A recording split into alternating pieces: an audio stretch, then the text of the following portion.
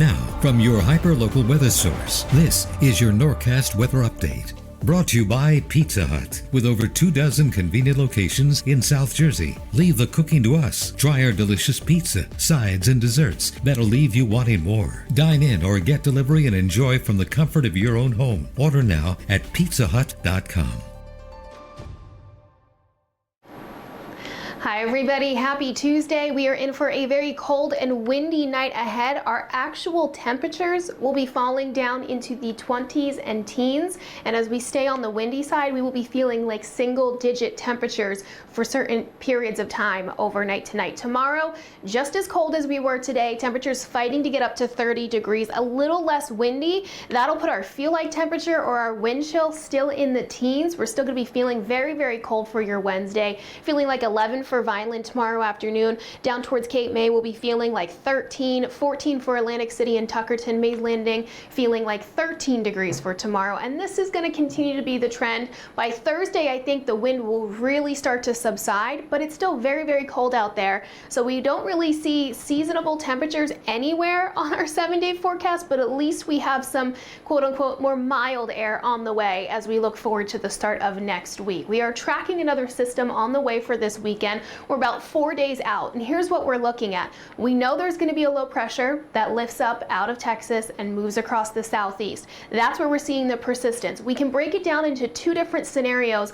on how that low pressure is going to be impacting us. But here's the setup. Before we get there, a whole lot of nothing going on. We have this high pressure dropping down towards the panhandle of Texas and Oklahoma, and then kind of moving out towards Dallas.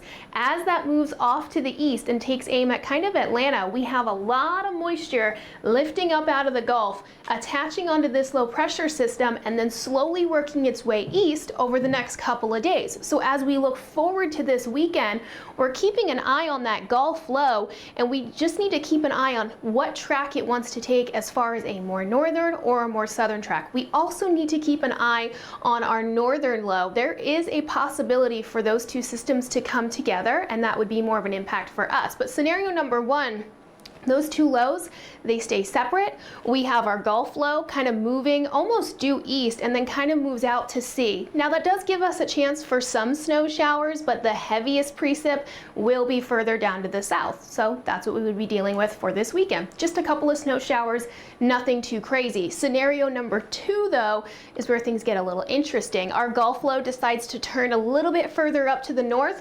Our northern low decides to kind of drop right across our area, and then those two lows kind of come together. They form a bigger storm just off the coast, and that gives a lot of heavy snow for that I-95 corridor stretching from Rhode Island all the way down towards parts of almost North Carolina. And that puts us in a sweet spot for not only some heavy snow, but also a little bit of a wintry mix, which can sometimes be even more hectic because of ice on the roadways and things like that. So again, time frame wise, we're still looking at the weekend. As far as specific details, we don't have them just yet. We're going to continue to monitor how things want to shake out, but we have it down to two different outcomes, and we'll keep you guys up to date.